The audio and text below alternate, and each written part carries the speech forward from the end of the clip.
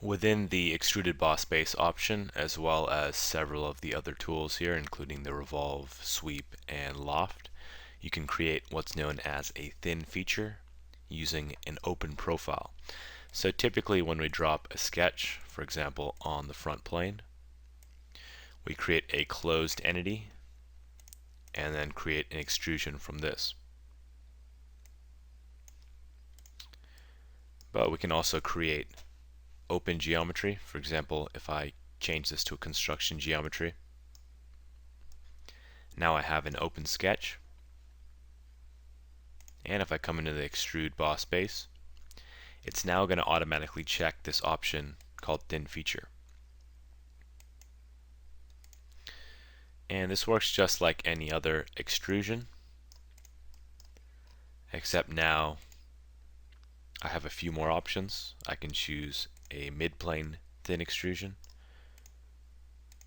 two direction, so I can control the thickness on the inside as well as on the outside of this line. And you can also auto fillet any corners that you have in the sketch. Just keep in mind with the auto fillet option that it won't show up in the preview, but once you click OK, you'll see those fillets added in.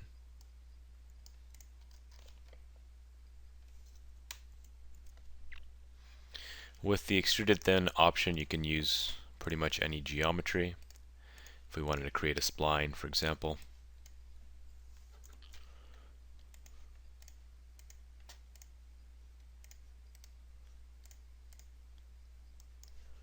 we can come in and also use that extruded thin option.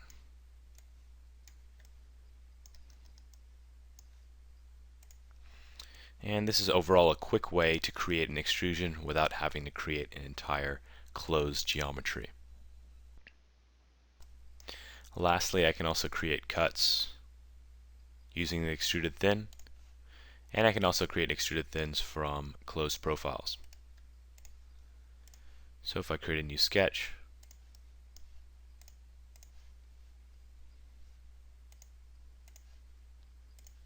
and use a closed profile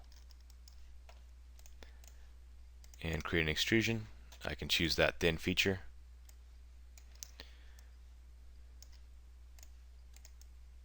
and have this shelled out part.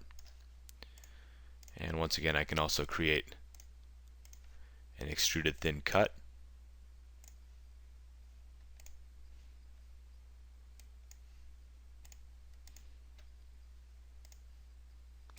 which will generally result in multiple bodies depending on how you create the cut.